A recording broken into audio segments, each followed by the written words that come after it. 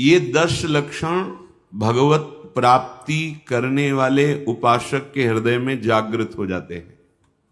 बहुत ध्यान से सुनना। ये 10 लक्षण जब प्रकट होने लगे तो जान लेना कि अब हमारा परम सौभाग्योदय होने जा रहा है। बस हम भगवत साक्षात्कार के नजदीक हैं। जब तक इन 10 लक्षणों में कमी दिखाई दे तो संभालो इन 10 लक्षणों को अपने जीवन में पक्का। इन 10 का पूर्ण होना मतलब भगवत साक्षात्कार होना। धृति क्षमा दमोस्तेयम शौचमिंद्री निग्रहा धीर विद्या सत्यमक्रोधो दशकम धर्म लक्षणम। धृति सबसे पहला है। धृति किसी भी प्रकार का संकट, अपमान, विपरीतता, प्रतिकूलता, दुख आ जाए, पर जो हमने भगवत प्राप्ति का लक्ष्य लिया है, चाहे गृहस्थ हो या विरक्त हो, भगवत प्राप्ति का लक्ष्य लिया है, अब वो नहीं छूट सकता, चाहे कुछ भी हो जाए। पहला लक्षण स्वीकृति इसीलिए कहा है। बहुत जोर की बात है। खुली वस्तु रखी है, बिगड़ी जन्म अनेक की अब वहीं सुधरे आज हो ही राम को। यह स्वीकृति बहुत बड़ी बात है। अपने लोग देहाभिमानी हैं तो क्रियाओं पर संतोष करते हैं, क्रियाओं पर विश्वास कर लेते हैं कि मैं ये कर रहा हूं, इसके फलस्वरूप ऐसा मिलेगा। लेकिन उस सब करने का फल होता है होना, और वो सत्संग से प्राप्त हो जाता है एक क्षण में। इसीलिए स्वर्ग सुख, मोक्ष सुख, फिर मर्त्यलोक के सुख की बात क्या, सत्संग के समान नहीं रखा गया। तात स्वर्ग अपवर्ग सुख धरी तुला एक अंग तूलन ताहि सकल मिल जो सुख लव सत्संग। स्वीकृति बहुत जोर की बात है। पहला है धृति। धृति माने किसी भी प्रकार का कोई भी अपमान, तिरस्कार, निंदा, परिस्थिति, विपरीतता आपके मार्ग में आवे पर आपकी स्वीकृति पे अंतर नहीं होना चाहिए। इसे धृति कहते हैं। धृति ये बहुत आवश्यक है भगवत मार्ग के पथिक को। जो स्वीकृति की हुई है उस पे कोई विक्षेप नहीं पड़ना चाहिए। जो होना सो हो जाए, स्वीकृति नहीं बदलनी चाहिए। बस तुम्हारा ये था माम प्रपद्यन्ते तास तथैव भजाम्य हम।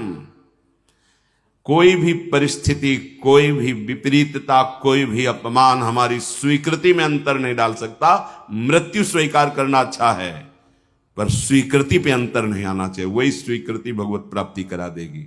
गोस्वामी जी बाद में सब बातें कह रहे, पहले कह रहे बिगड़ी जन्म अनेक की अब ही सुधरे आज। हमारी धृति इतनी कमजोर है कि प्रतिकूलता के आभास मात्र में हम छोड़ देते हैं। प्रतिकूलता तो आई नहीं, प्रतिकूलता के आभास, शायद प्रतिकूलता आ जाए, इससे हम भाग पड़ते हैं। ये कायरों का मार्ग नहीं है भगवत प्राप्ति। अज्ञान को छोड़िए। क्या तुम प्रभु को छोड़ दोगे तो दुखों से बच जाओगे क्या? जो कछ लिखा लिलाट दुख सुख देह संग भुगते गो जहां जाएगो या सिद्धांत अभंग। या सिद्धांत अभंग तजत क्यों धीरज प्राणी। यही धृति। तजत क्यों धीरज प्राणी वृंदावन परिहरे प्रिया प्रीतम रजधानी। स्वामिनी जी के महल को, स्वामिनी जी के चरण आश्रय को छोड़कर तुच्छ विषयों की तरफ कदम बढ़ा देना, स्वीकृति आपकी बहुत कमजोर है। बिगड़ जाएगा, ये जन्म बिगड़ जाएगा। पता नहीं किस युग में ये स्वीकृति का अवसर मिलेगा कि नहीं मिलेगा। कितना भी संकट आवे, धैर्य नहीं छोड़ना। सब कुछ सहना है, राधा राधा कहना है।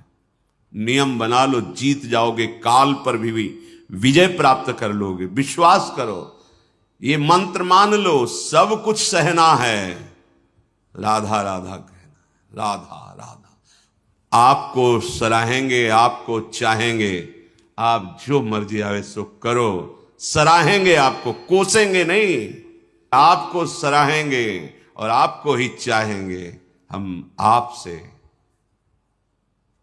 तन मन प्राण सर्वस्व समर्पित करके प्रेम करते हैं। ये प्रेम मार्ग की बात।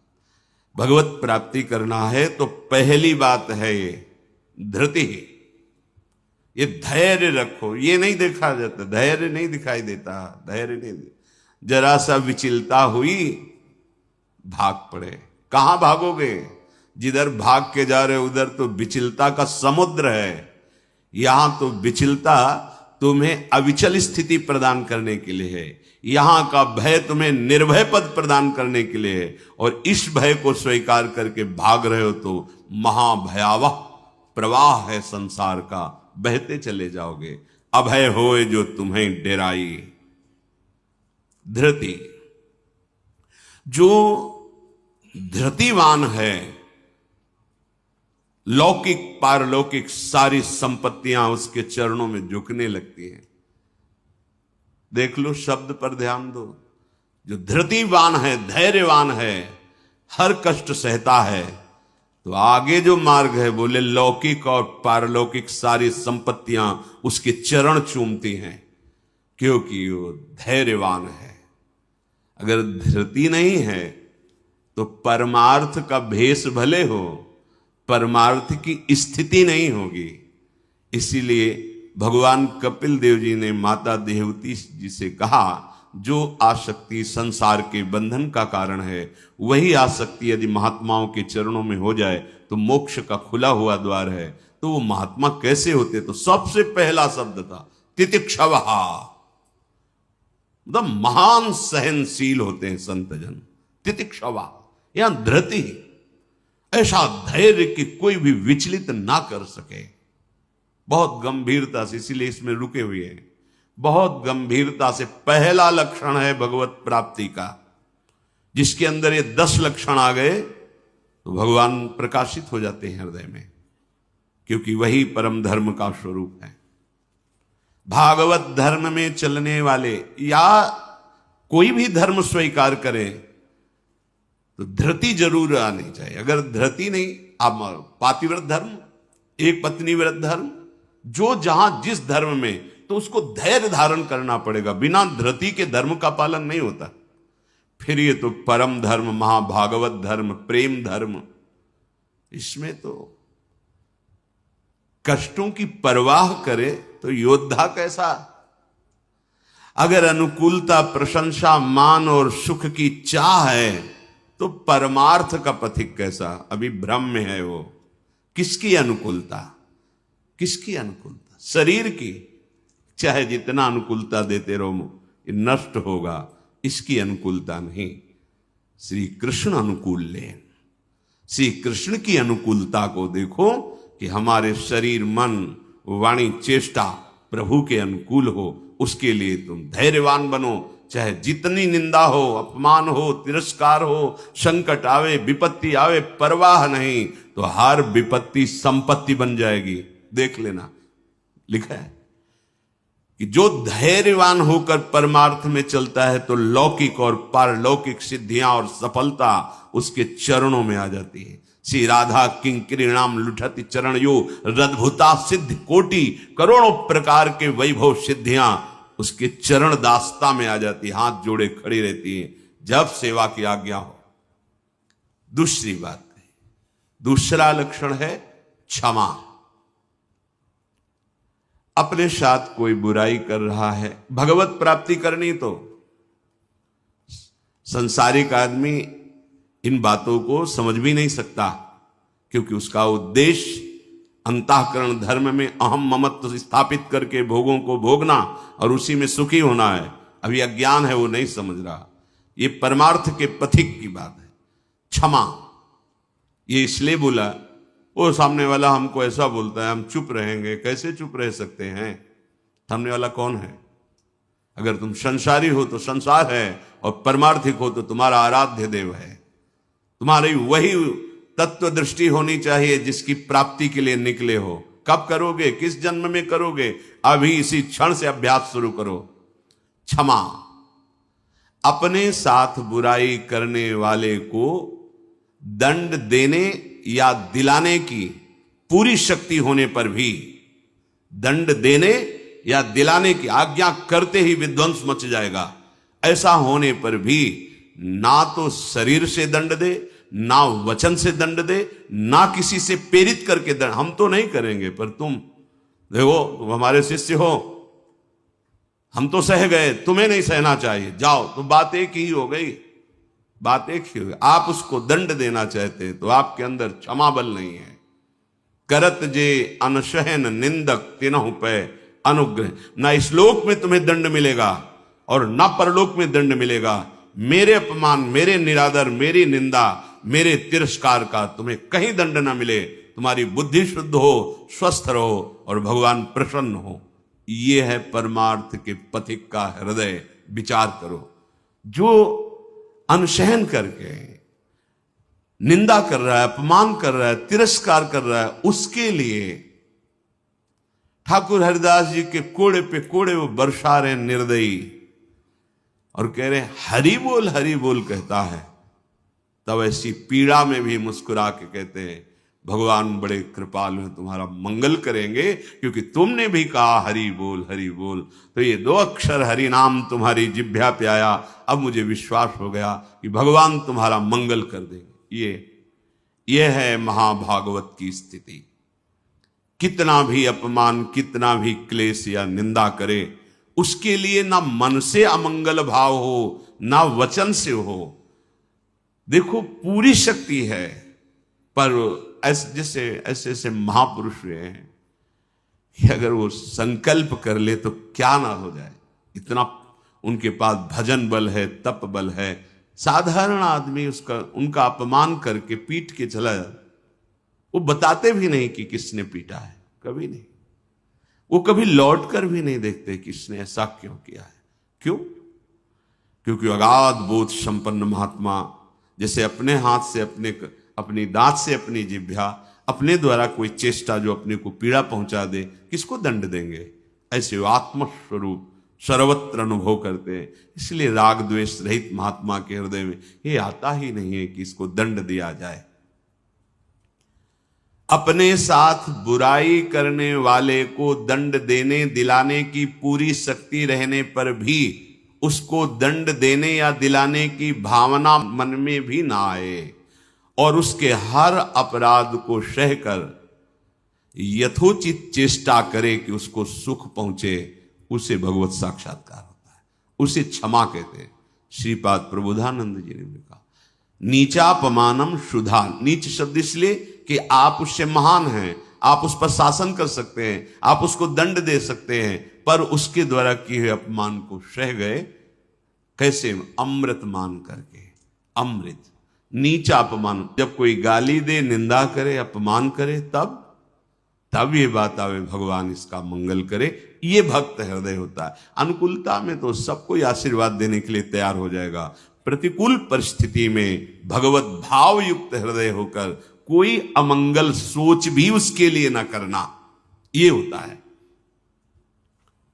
देखो, सर पे प्रहार किया नित्यानंद महाप्रभु के, जो जगाई मधाई के चरित्र में आता। महाप्रभु जब चैतन्य देव ये देखा तो सहन नहीं कर पाए कि ऐसे महाभागवत के प्रति ऐसा अपराध।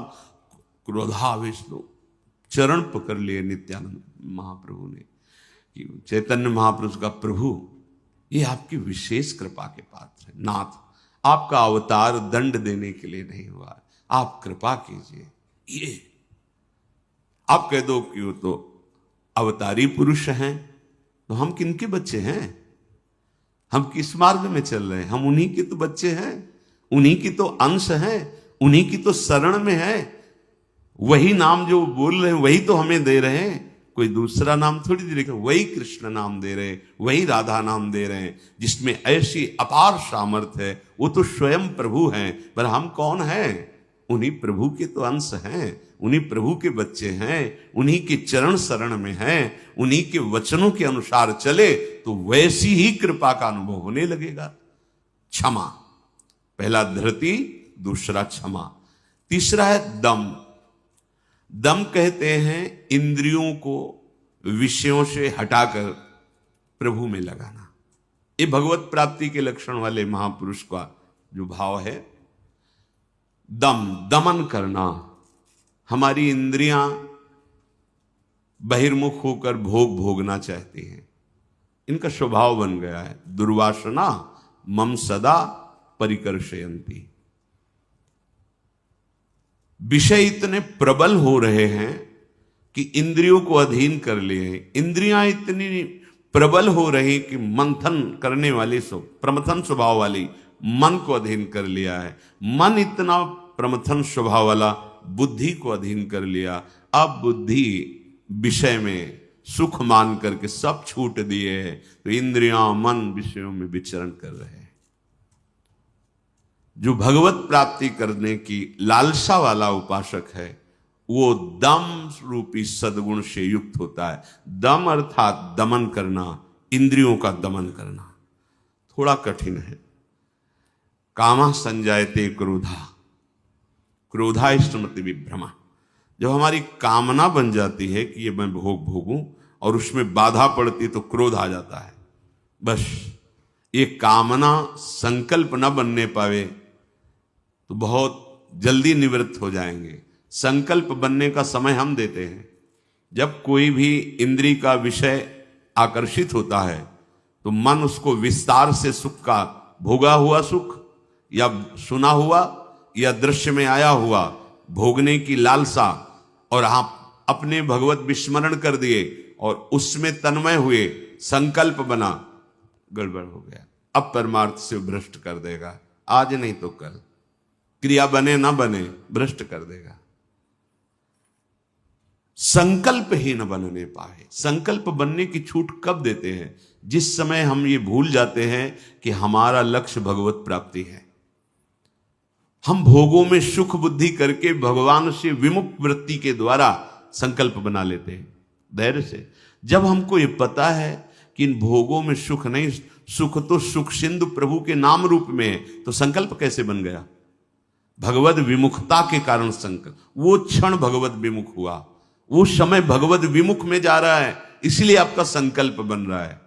अगर नाम जप कर रहे हैं आप और आपका लक्ष्य है कि मुझे प्रभु के चरणारविंद की प्राप्ति करनी, तो आप इंद्रियों का दमन स्वाभाविक कर लेंगे। बहुत सरलता सहजता से इंद्रियों का दमन हो जाता है। हमारी स्वीकृति ठीक नहीं है, इसलिए जैसे एक दिन एकांतिक में चर्चा हुई थी, आप वैष्णव हैं, आप भगवत दासत्व के चिन्हों से युक्त हैं, आप भगवत प्राप्ति का मार्ग स्वीकार किए हो, चाहे गृहस्थ हो चाहे विरक्त। अब आपके सामने मांस परोसा जाए, आप खाएंगे? बिल्कुल ना, अंदर से ना बाहर से चेष्टा ही नहीं होगी। क्यों? क्योंकि आपकी स्वीकृति नहीं है। ठीक है, मदिरा ना अंदर से ना बाहर से स्फुरण ही नहीं होगा उसको पाने का। क्यों? आपके अंदर स्वीकृति ही नहीं। लेकिन बेविचार, मैथुन, गंदी बात, क्या आपकी ऐसी स्वीकृति है जैसे मदिरा और मांस के प्रति है तो उसी पंक्ति में, पर आपने इसके लिए स्वीकृति छोड़ दी, आपने इसकी गुंजाइश रख ली। अब आप गिर जाएंगे, आपकी इंद्रियां आपको गिरा देंगे। दूसरे की जरूरत नहीं, आपका मन ही आपको परेशान कर देगा, भ्रष्ट कर देगा। क्या आपकी ऐसी स्वीकृति है? और है तो आप बोलो, आपके सामने मांस परोसा जाए, मदिरा रखी जाए, तो क्या अंदर से स्फुरण होगा?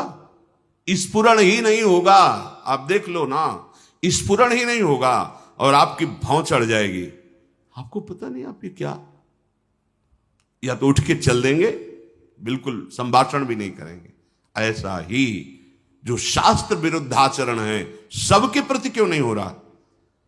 जो हमारे शास्त्रों में भगवत प्राप्ति के विरुद्ध आचरण बताए गए, आप उनको एक लाइन में ही बताया गया है। आप उन शब्दों में दो को तो मान लिए, त्याज्य, स्वीकृति ही नहीं उनके प्रति कि हम वैष्णव हैं, भगवत दास हैं। तो फिर व्यभिचार, मैथुन, ये गंदी चेष्टाएं, इसको उस पंक्ति में क्यों आप स्वीकृति में रख लिए?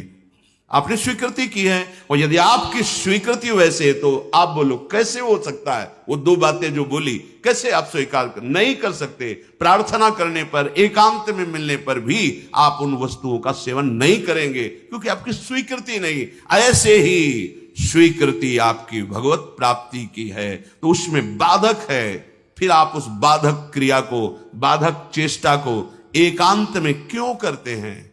अपना नाश क्यों करते हैं? ये इंद्रियां और मन मिलकर आपको स्वरूप विस्मृति के गर्त में डालती जा रही। जितना भोगों में सुख का अनुभव करोगे उतने ही आत्मस्वरूप की विस्मृति के गर्त में चले जाओगे। भगवत विस्मृति, काम संजायते क्रोधा, क्रोधा स्मृति विभ्रमा, स्मृति भ्रंशात बुद्धिनाशो, बुद्धिनाशात प्रणश्यति। भगवत प्राप्ति के लिए दमन करना सीखे इंद्रियों का। श्री हरिवंश नाम बल्लहों, अपने मन भाई सब कहों, रहो शरण हरिवंश की। भगवत शरणागति और नाम जब दमन कर सकते हो इंद्रियों का, संकल्प बन जाएगा तो फिर बहुत मुश्किल पड़ेगा क्योंकि क्रोध प्रकट हो जाएगा। जिस इंद्री के संयोग सुख में आप तन्मय हो रहे हो, उस इंद्री सुख में बाधा पड़ेगी तो आपके अंदर राक्षसी भाव जागृत हो जाएगा। आप कुछ भी कर सकते हो, उस समय मन आपको अपने अधीन किए, आप राक्षसी बुद्धि से युक्त हो जाओगे। बहुत सावधान। दम, पहले ही हमारा निश्चय है भगवत प्राप्ति, हम प्रभु से मिलने के लिए चले, तो जो प्रभु के भाव में डूबे हुए महापुरुष जनों ने निषेध किया, ये नहीं, उसको बिल्कुल वैसे ही देखो जैसे और निषेध पदार्थ हैं। दम शब्द से है इंद्रियों का निग्रह, पर इंद्रियों का निग्रह होता है मन के द्वारा, और मन इंद्री दोनों मिल मना खष्टान इंद्रियाणि प्रकृति स्थान कर सेती, तो बची बुद्धि। अब बुद्धि शुद्ध हो तो मन पर अंकुश लगावे, लगाम खींचे तो इंद्री रूपे घोड़े सहज मार्ग में आ जाएं। सहज मार्ग है भगवत मार्ग, विषम मार्ग है संसार मार्ग। बहुत सावधान।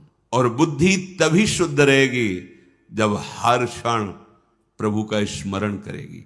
भगवान से वियोग प्राप्त हुई बुद्धि, वियोग माने भगवान से विलग हुई बुद्धि शासन नहीं कर सकती मन और इंद्रियों पर, और भगवान से योग को प्राप्त हुई बुद्धि इनको अपने शासन में रखेगी। तो बुद्धि योग कैसे बने? तो तेसाम सतत युक्तानाम भजताम प्रीति पूर्वकम तो ददामि बुद्धि योगम तम येन माम उपयांति ते। श्री भगवान के वचन। अगर तुम सतत भजन कर रहे हो तो बुद्धि भगवान से युक्त हो जाएगी, भगवान में तन्मय हो जाएगी, इतनी सामर्थ्यशाली हो जाएगी, जहां चाहेगी वहीं रथ को खड़ा कर देगी। लगाम है मन, घोड़े हैं इंद्री, शरीर है रथ, बैठा है जीवात्मा और हाँक रहा है सारथी बुद्धि।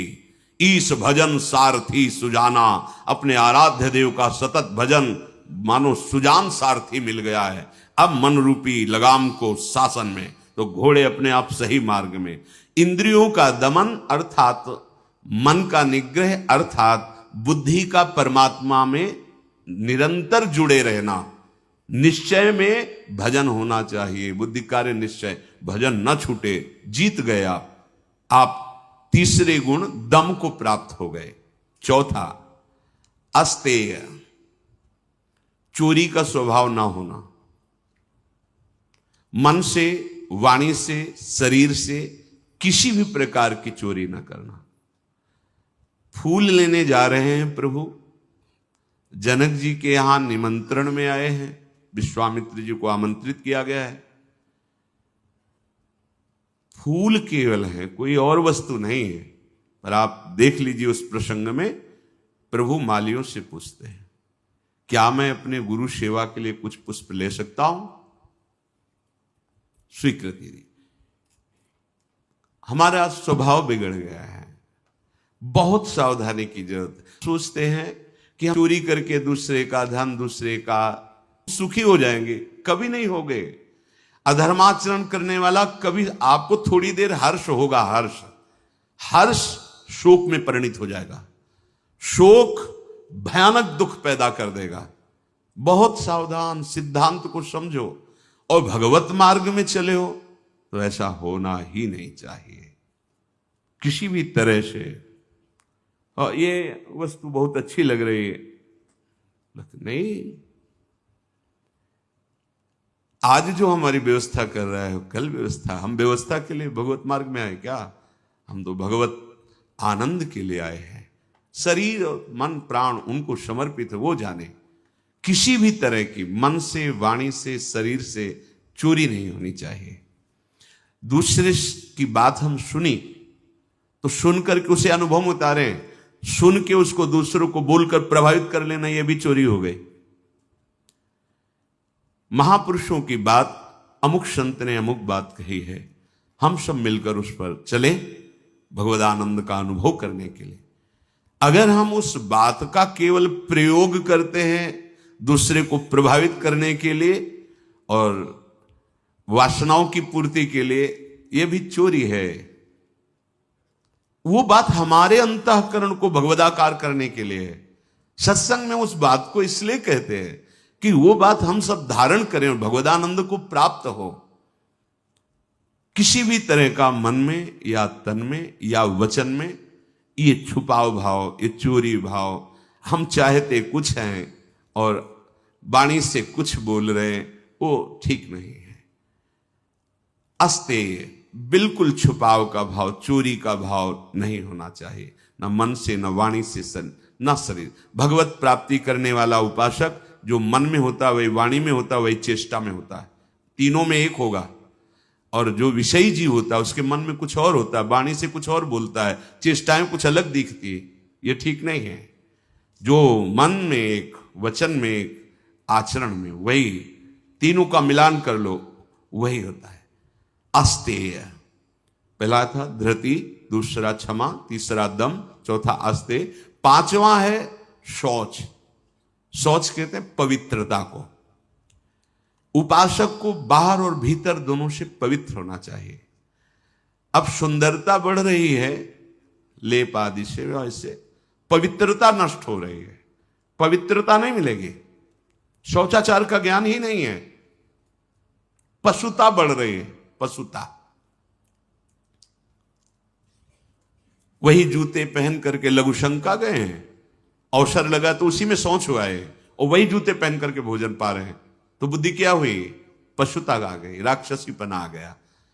आहार के समय पूज्य भाई जी महाराज और ग्रंथों में और बड़े संतों से बहुत पवित्र विचार होने चाहिए उस समय। खास करके आहार के समय तो आपको बहुत सावधान रहना है, क्योंकि जैसे भाव में आहार पा रहे हो उसी का वो बढ़ावा कर देगा। पवित्र आहार, पवित्र चिंतन करते हुए, इसलिए पहले भगवद अर्पित किया जाता है, एक एक कवल नाम जप करते हुए। बहुत सुंदर 24 घंटे उसका देखना प्रभाव बहुत सुंदर पड़ेगा।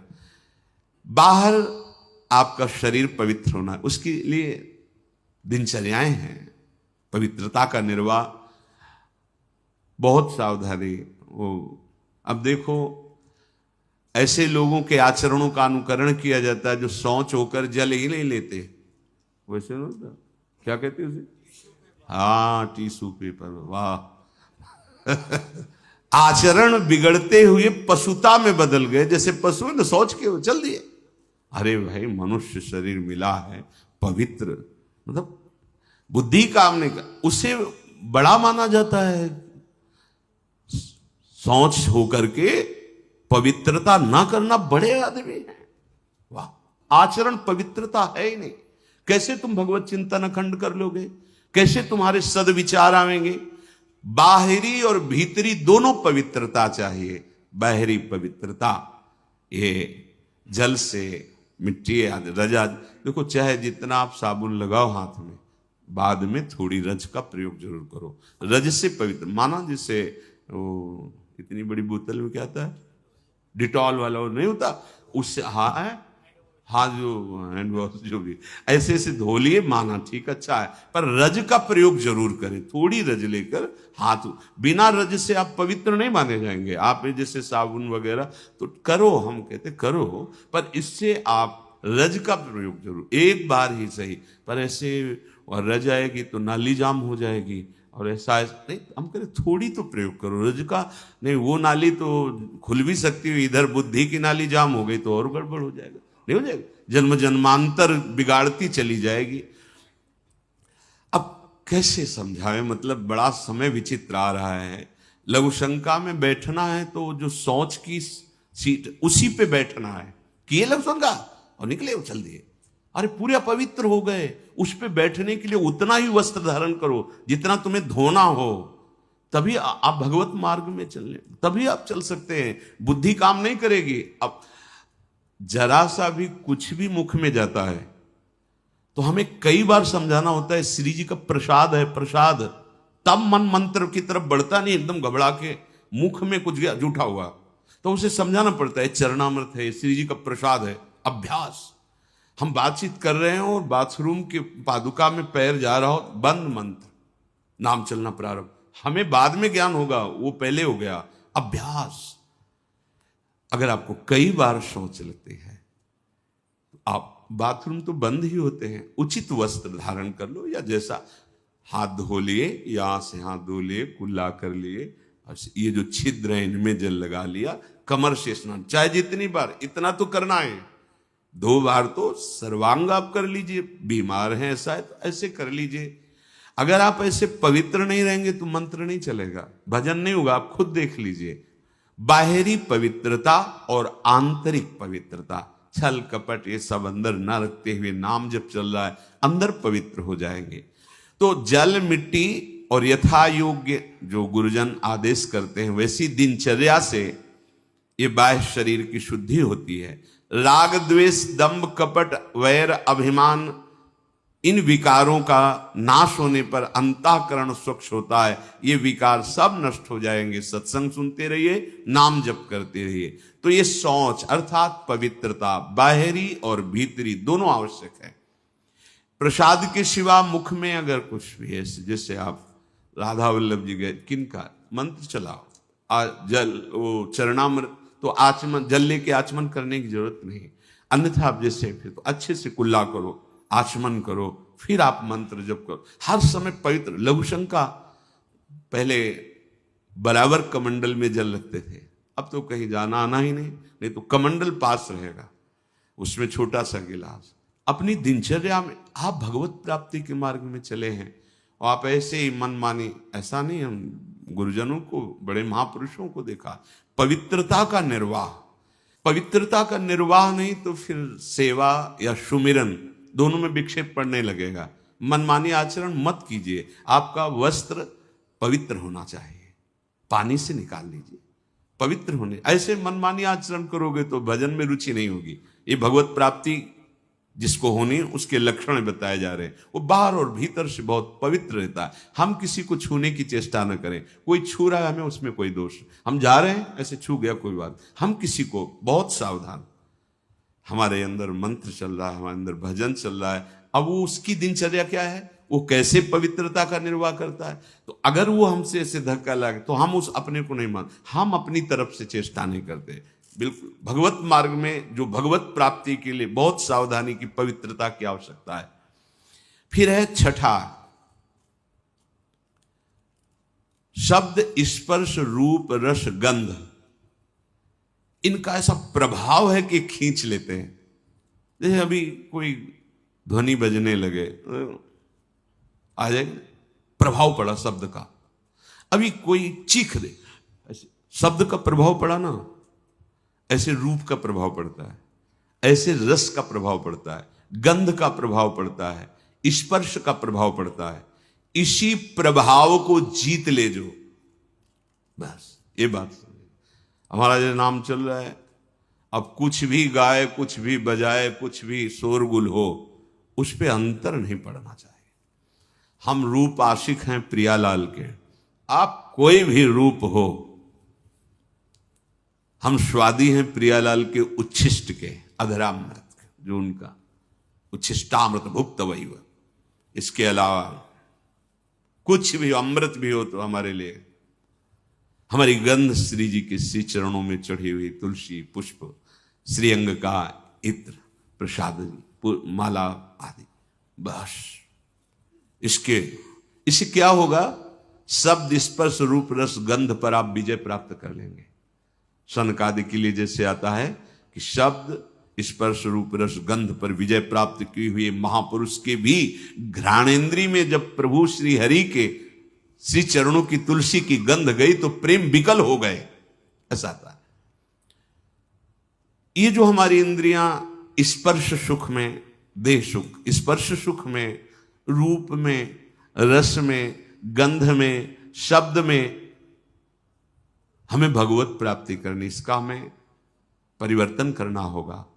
हमें जहां भागवतिक शब्द श्रवणेन्द्रिय में पड़े तो नाच पड़ना चाहिए, प्रापंचिक शब्द तो उदासीन हो जाना चाहिए। भगवत भाव से सबके चरणों में प्रणाम, मेरे प्रभु सब इन रूपों में समाये हुए, ठीक है। ऐसे कोई रूप, और वास्तविक जब आप इतने महान रूप की प्रेमी भाव में चल रहे हैं तो कोई रूप आकर्षण नहीं कर सकता, नहीं कर सकता, है ही नहीं। देवलोक भूलोक रसातल सुनि कवि कुल मत डरिए, सहज माधुरी अंग अंग की कई कासो पट तरिए। कौन सा रूप? कोई भी रूप ऐसा नहीं कि चित्त में क्षोभ पैदा कर दे। कई बार विनोद में कहा है कि जैसे मकान में आग लग जाए तो कैसा दिखाई देता है, ऐसे ही जो रूप आशिक प्रभु के होते हैं, कहीं भी कोई भी रूप बहुत सुंदर वो नहीं। जितना सौंदर्य यहां से ब्रह्मलोक तक है, हमारे प्रभु के सौंदर्य सिंधु के बिंदु के एक सीकर से है। कोटि काम मूर्छित हो जाए ऐसे तो लालजू महाराज हैं। एक काम पूरे त्रिभुवन में तांडव मचाए हुए है। करोड़ काम जिनकी मंद मुस्कान से मूर्छित हो जाए, वैसी जो लालजू की रूप लावण्य महिमा है, वो लालजू हमारी लाडली जू, निर्तन भ्रकुटी, बदन अंबुज मृदु, सरस हास, मधु बोलन तो अति आसक्त लाल। तो अब ऐसे रूप के आशिक, ऐसे रूप की चाह करने वाले किसी रूप में वो प्रभावित हो जाएंगे। ये जो छठवां है इंद्रिय निग्रह, अर्थात शब्द स्पर्श रूप रस गंध, ये जो इंद्री के ज्ञानेन्द्रिय के 5 विषय हैं, इन किसी विषयों को भी भगवद विमुख होकर स्वीकार न करें।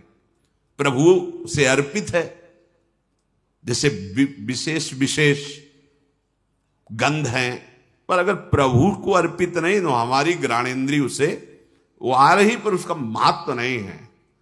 और प्रभु में अर्पित है, हमारी प्रियाजू के श्री चरणों में चढ़ा हुआ है, ये पुष्प है, ये इत्र है, ये माला उनके श्रीअंग, अहो भाग्य, बार बार वो जीत जाएगा।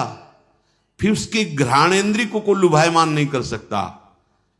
श्रवणेन्द्रिय यदि प्रभु के जस को सुनने के लिए बावरों सो रस में फिरे, खोजत नेह की बात, तो विश्व का कोई भी शब्द उसे आकर्षित नहीं कर पाएगा। और रसेंद्रिय यदि प्रभु का केवल उच्छिष्ट भोगती है, वाकेंद्रिय केवल प्रभु के जस में है, आप जीत गए शब्द स्पर्श रूप रस गंध। बहुत सुंदर बात है, हम यहीं फंस जाते हैं। देखो, एकांत में आप कौन सा शब्द सुनते हैं? बिल्कुल खुली बात है, सभा में तो हम गान कर रहे हैं, लेकिन एकांत में कौन शब्द आपको प्रिय है? अगर एकांत में आपको नाटक, नौटंकी, नाना प्रकार के प्रापंचिक विषय सुनने और देखने में रुचि है, तो भी आप इंद्रिय निग्रह नहीं कर पा रहे हैं। अभी आप भगवत दर्शन की लालसा वाले उपासक नहीं हैं। समझिए, आपका लक्ष्य भगवत प्राप्ति है। आप अपने मन को समेटकर इंद्रियों सहित भगवान के चरणों में समर्पित करने की तैयारी कर लिए। आप कुछ नहीं, अब तो विश्वंभर भगवान को समर्पित कर दो, पूरा विश्व वो देखे, आप उनको देखो, आप उनके चरणों का चिंतन करो। ये जो भगवत प्राप्ति के लक्षण की बात है, ये जन साधारण नहीं समझ सकते, इसलिए सावधान करके कह रहे हैं। आपका लक्ष्य बन गया भगवत प्राप्ति, तो आप ऐसे शब्द ना सुने जो आपके मन को खींच ले, ऐसे रूप को न देखें जो रूप राशि के दर्शन के लिए हृदय लालायित करना चाहते हैं हमारे मन को, हमारी इंद्रियों। ऐसा कोई रस, ऐसे कोई घ्राणेन्द्रिय का विषय, ऐसा कोई स्पर्श जो आपको भ्रष्ट कर दे अपने मार्ग से, सावधान। पर जो भगवत प्राप्ति की लालसा वाला होता है, वो शब्द स्पर्श रूप रस गंध, इस पर विजय प्राप्त किए होता है या विजय प्राप्त करना चाहता है। सातवां धी है। धी अर्थात बुद्धि। आपका आहार सात्विक होगा, संग सात्विक होगा, शास्त्र सात्विक होंगे, वार्ता सात्विक होगी, तो आपकी बुद्धि भी सात्विक हो जाएगी। जो रोज सत्संग सुनता है, सत शास्त्रों का अध्ययन करता है और प्रभु का नाम जप करता है और विचारवान है, विचारवान, वो बुद्धि भगवत प्राप्ति की योग्य हो जाती है। ध्यान दीजिए, जो रोज सत्संग सुनता है, सत शास्त्रों का स्वाध्याय करता है, भगवत भजन अर्थात नाम जप करता है और विचारवान है, कोई भी चेष्टा, कोई भी क्रिया बिना विचारे नहीं, विचार बिना विचारे जे करें चे पाछे पछताएं। हमें विचार करना है, ये जो हम सोच रहे हैं, जो हम करने जा रहे हैं, शास्त्र सम्मत है? नहीं, तो फिर नहीं। जिसमें निरंतर प्रभु में मन लगाने के सहयोग हो, ऐसा बुद्धि निश्चय करने वाली, वो भगवत प्राप्ति की योग्य हो जाती है। हमें वही सुनना है, वही देखना है, वही बोलना है, वही चेष्टा करनी, जिससे हमारा भजन बढ़े, भजन सुरक्षित रहे, भजन पच जाए। ये सारा क्षेत्र बुद्धि का है। बुद्धि में विवेक है, वो बढ़ाएगी भजन, बचाएगी और पचा लेगी। जैसे भजन का भी अपच होता है, मैं इतना इतना, तो आगे दिखाएगी, देखो वो महापुरुष इतना भजन, इतने दैन्य, धिक्कार है हमारे जीवन को, अभी उतना तो है नहीं, आम ऊपर से आ रहा है, वो दबाती रहेगी, तो भजन पचता रहेगा। कौन सी बुद्धि? जो रोज सत्संग सुनती है, शास्त्र स्वाध्याय, नाम जप और विचारवान है, ऐसी बुद्धि भगवत प्राप्ति की योग्य हो, अर्थात निश्चय। अगर बुद्धि विषयों में लगी हुई है, धन संपत्ति मान को श्रेष्ठ मानती है, तो ये निश्चय ही नहीं कर पाएगी कि परमात्मा प्राप्ति करना है। भोगेश्वर प्रसक्ता नाम तया प्रहत चेतसाम व्यवसायत्मिका बुद्धि समाधौ न विधीयते। आठवां है विद्या। जैसे प्रश्न आता है कि जब भजन मार्ग में चलना है तो पढ़ना लिखना सब व्यर्थ ही है, क्यों पढ़े लिखे? क्योंकि आजकल ऐसी विद्या पढ़ाई जाती है, ऐसी पढ़ाई जाती है। हम उस विषय पे नहीं जाते, हम ये जाते हैं कि यदि आपको अक्षर मात्रा इनका सब ज्ञान नहीं है, तो आपको हो सकता है कि सत्संग सबके सौभाग्य में तो नहीं है ना, तो आप ऐसे गीता पुरुष या बहुत जगह से महापुरुषों की वाणियां हैं, अगर आपको अक्षर मात्रा का ज्ञान नहीं तो आप कैसे पढ़ पाएंगे? अगर आपको ये लौकिक विद्या जो काखा गगा है, इसमें ब्रह्म विराजमान है। कई बार ये वार्ता हुई कि जैसे भगवान कण कण में विराजमान है, ऐसे हर अक्षर में विराजमान है। आ ब्रह्म का स्वरूप माना गया है। का, खा, गा, घा, आ निकलता है ना, ज्ञा तक निकलता है। आप जो विद्या पढ़ रहे हैं साक्षात ब्रह्म स्वरूप है। जो आप जानकारी ले रहे हैं, उस सृष्टि की जो ले रहे हैं, वो ब्रह्म स्वरूप है। उसे आप भजन से अलग मत मानिए, ध्यान देकर पढ़िए। हाँ, अब पढ़ लिख करके उद्दंडता करना, कपट करना, हिंसा करना, चोरी करना, तो होगा कि क्या हुआ तुम्हारी पढ़ाई से? आप विद्या से, जैसे विद्या विनयम ददाति, विनम्र होता है, गंभीर होता है, बुद्धि उसकी निर्णायक होती है, प्रवीण होती है। पर यदि भ्रष्ट आचरण करोगे तो वही विद्या अविद्या का रूप धारण कर लेगी। तो विद्या निषेध नहीं है, अविद्या निषेध है। आप खूब अच्छे से पढ़िए, आप खूब पदाधिकारी बनिए, समाज की सेवा करिए, आप जानकारी लीजिए, ये जगत भगवत स्वरूप है। अगर आप अभी से प्रमाद कर लिए तो भजन में स्थिति है नहीं। हम देखते हैं जो बच्चे पढ़े लिखे हैं ना, एक बार समझा दो तो कदम सोच समझ के रखते हैं। हाँ, हम ये कहते हैं यदि ऐसी रति है कि राधा राधा राधा राधा राधा सत्संग और नाम जप करते हुए आप, तो सच्ची मानिए सब शास्त्रों का ज्ञान अपने आप हो जाएगा। पर ऐसा बहुत ही कठिन है, कोई बिरला ऐसा जो ऐसे चल पाए, नहीं तो इसलिए पढ़ना आवश्यक है। विद्या, जब आपके अंदर अक्षर मात्राओं का ज्ञान होता है, उसमें विषय भी रखे जाते हैं। आप संस्कृत पढ़ सकते हैं, आप ये पढ़ सकते हैं, आप ये अलग अलग विषय रखे जाते हैं। जैसे अपने जब पढ़ रहे थे तो एक विज्ञान का विषय था और एक आर्ट का विषय था, कॉमर्स का विषय था, नहीं, अलग अलग, कि आप संस्कृत ले सकते हो, आप अंग्रेजी ले सकते, ऐसे कई विद्या। अगर हमको अक्षर मात्रा और ठीक ज्ञान है तो हम वेद का स्वाध्याय कर सकते हैं, आगे हम संस्कृत पढ़ें, हम अपने शास्त्रों को पढ़ सकते हैं। अब ऐसा क्या कि शास्त्र तो आते नहीं, भजन में रुचि नहीं, तो आपके अंदर ज्ञान स्फुरित कैसे होगा? हम उन महात्माओं को देखकर बोला कि का नहीं पढ़े लेकिन एक क्षण भी नहीं नाम छोड़ रहे, तो सारा ज्ञान जागृत हो गया उनको। यही अपने वृंदावन में पूज्य मथुरा दास जी थे, वो खुद कहते थे, ए जी हमने कभी स्कूल का मुंह नहीं देखा, अर्थात कभी स्कूल नहीं गए, और 50-50 श्लोक महाभारत के एक साथ बोलते चले जा रहे हैं और फिर नंबर बाय नंबर उसका अर्थ बताते चले जा रहे हैं। ये सब क्या हो रहा है? बड़ा विचित्र है। जब हमारा चित्त प्रभु में जुड़ जाता है तो प्रभु पूर्ण है, तो कोई भी ऐसा ज्ञान नहीं जो उसके अंदर, पर अभी खेलने कूदने की अवस्था में प्रमाद स्थिति के कारण वो आड़ लेते हैं कि हम भजन करेंगे और विद्या नहीं पढ़ते, इसलिए पढ़ना चाहिए।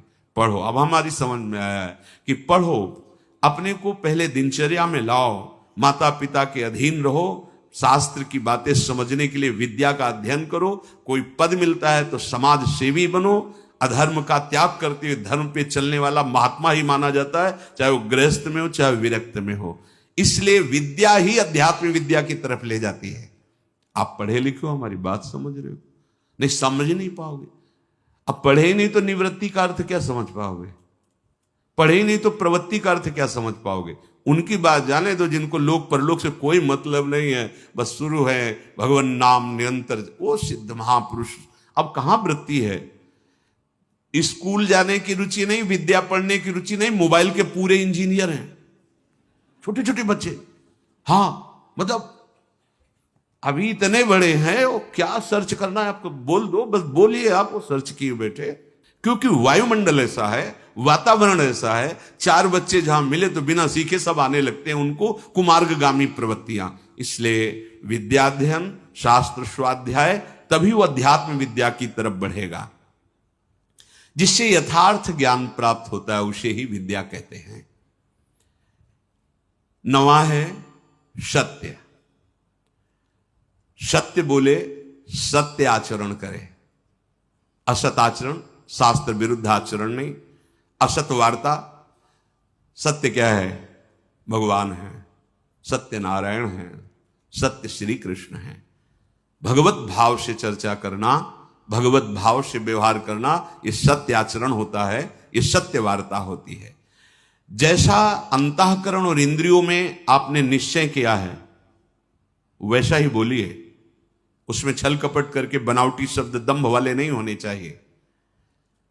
यह ध्यान में रखना चाहिए कि आप जो बोल रहे हैं उससे किसी के हृदय में ठेस नहीं पहुंचनी चाहिए।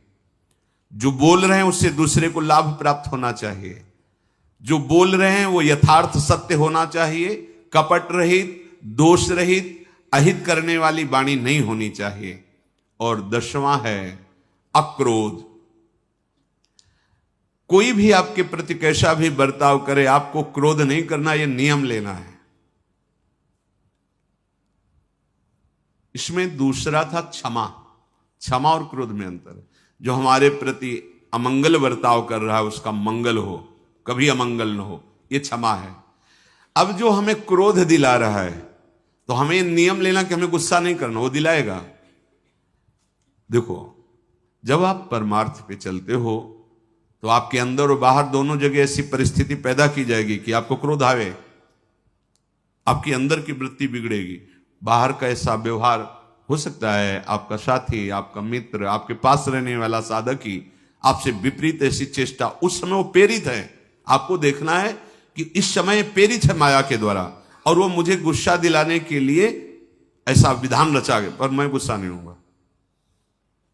अगर सह नहीं पाते हो तो मौन हो, भाग जाओ वहां से, मौन हो कि भाग जाओ। वीरता मत दिखाओ। गुस्सा करना वीरता नहीं, सह जाना वीरता है, जैसे सह पाओ। बहुत संतों ने इस पर, जहां कोई आपको गुस्सा की बात दिलाने लगे तो अगर आप ये याद कर लो कि मेरी परीक्षा हो रही, मुझे क्रोध दिलाया जा रहा है, तो आप समझ जाओगे। पर बस यही रहे कि मेरी परीक्षा हो रही, मुझे गुस्सा नहीं करनी, नहीं, सोचते सोचते फिर कड़ुआ वचन निकलने लगेगा, फिर मारपीट भी होने लगेगी। पर सोचो अपने साधुओं के साधक होके एक दूसरे को गाली दे रहे, लड़ रहे, ये कोई साधुता है? ये कोई मार्ग? अक्रोध, क्रोध नहीं करना। नियम लेना पड़ेगा ना कि क्रोध नहीं करना, वो दिलाएंगे क्रोध। बड़े विचित्र विचित्र लीलाएं होती। 100 बार थूका, क्रोध नहीं आया, ऊपर से थूका। तो उन्होंने यही कहा कि आपकी तो बड़ी कृपा हुई जो एक दिन में 100 बार मुझे गंगा स्नान करने को मिला, 100 बार हमें स्नान करने का सौभाग्य मिला। ये हो सकता है हमारे साथ व्यवहार ऐसा हो कि जिससे हमें क्रोध आवे, तो हमें तुरंत सोचना है, तुरंत वही सोच सकता है जो साधक है, ये मेरी परीक्षा आई है, नहीं मुझे गुस्सा नहीं कर, राधा राधा राधा राधा राधा राधा राधा, भैया राधा, बढ़ो आगे बढ़ो, गुस्सा नहीं कर रही। अक्रोध, अपनी कोई बुराई करके, अपना कोई प्रतिकूल व्यवहार करके क्रोध दिलाना चाहता है। आप अक्रोध, आपको गुस्सा नहीं करनी। क्षमा में और अक्रोध में अंतर है। हम गुस्सा नहीं करेंगे, पर क्षमा उसको मंगल मनाएगी, उसके प्रति कोई प्रतिकूल व्यवहार नहीं होगा और उसका मंगल होगा। मन वचन कर्म से इसको, हमारे प्रति जो अपकार किया, कभी इसको दंड ना मिले, ना भगवान दंड देना या लोक में दंड, उसे क्षमावान कहते हैं। बहुत बड़ा बल है ये साधु का, इसीलिए दूसरे नंबर पे है क्षमा। ये जो क्रोध है वो हमें दिलाने की चेष्टा कर रहा है, हम उसका मंगल भी मनाने वाला विषय नहीं। अब हमें इसमें सावधान रहना, गुस्सा नहीं होना। देख लो, आज नियम लियो लोगे, शाम तक कोई ना कोई ऐसा आपको गुस्सा बाहर से नहीं अंदर से आ जाए। परसों मिला था ना, उसने अब जलने लगे, गुस्सा आने लगी। परसों की बात या वर्षों की बात, मन है वो लाएगा अभी। ये अच्छा ऐसा, मतलब तो हमको क्या समझ रखा है? भगवान मतलब वो मना, गुस्सा आ रही ना, देखो इतना तो विलंब न करो, तो दंड दो जिसे 4 लोग देखे ना कि वैष्णव अपराध का क्या मतलब होता है। कहां गए? उसी समय अंदर वाली वृत्ति करो, नहीं मुझे गुस्सा नहीं होना, मुझे किसी का मंगल नहीं मनाना, क्योंकि मुझे भगवत प्राप्ति करनी। क्षमा और अक्रोध दोनों में भेद यही है। जो कुछ होता है मन में या बाहरी व्यवहार में, हमको उसे सहना है, क्रोध नहीं करना है। ये जो 10 प्रकार के लक्षण बताए गए, उपासक सावधानी पूर्वक इनको धारण करे। अगर ये लक्षण है तो भगवत प्राप्ति निश्चित है। पुनः पहला है धृति, अर्थात हम ऐसी स्वीकृति में रहें कि कोई भी परिस्थिति हमारी स्वीकृति को न नष्ट कर पावे।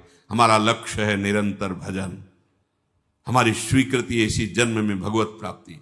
दूसरा क्षमा, कोई कितना भी हमारे साथ व्यवहार, हम अंदर से उसका अमंगल नहीं होने, तो आप कहोगे ऐसा कैसे? वहां भगवान बैठे, सच्ची मानना।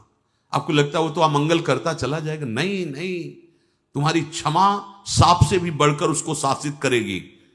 उमा क्षमा सांप होते भारी, अपने कर्म जाय अपकारी। अगर आप लड़ गए, आप ऐसे कटु वचन बोल रहे हैं, तो शायद उसका सुधार ना हो, लेकिन आप सह गए तो ये क्षमा जाकर के उसको जो दंड देगी वो सुधार पे आए, उसका मंगल नहीं होगा, और उसको ऐसी जलन, ऐसी दंड स्थिति देगी कि वो सुधर करके मार्ग में चलने लगेगा।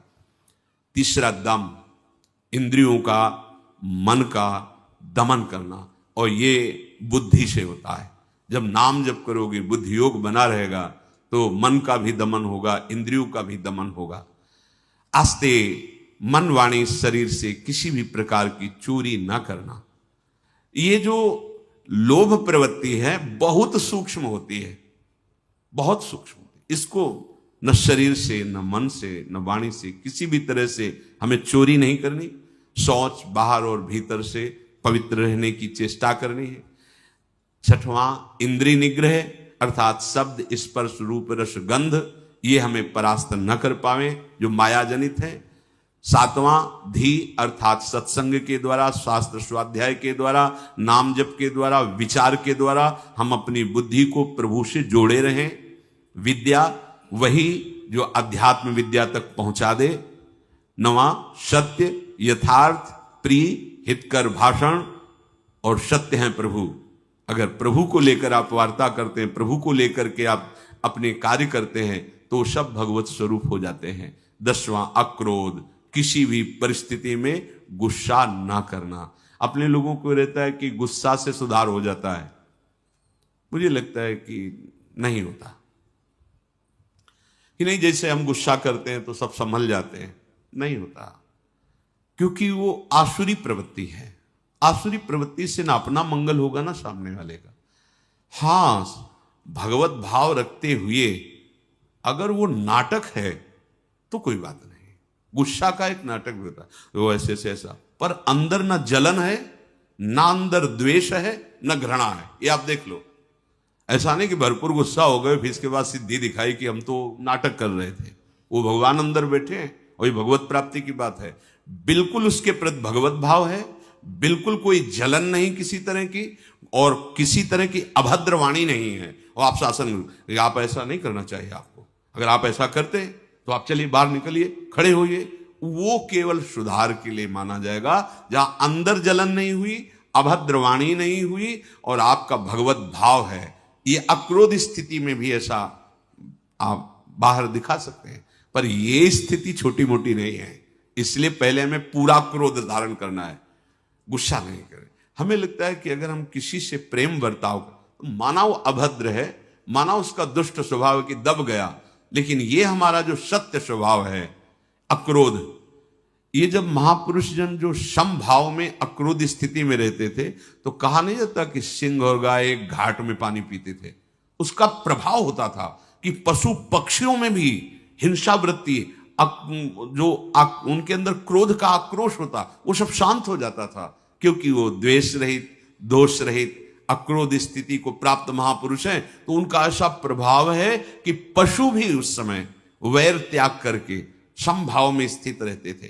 प्रकृति पर उसका प्रभाव पड़ता है। इसलिए ये 10 लक्षण भगवत प्राप्ति के लिए अनिवार्य है।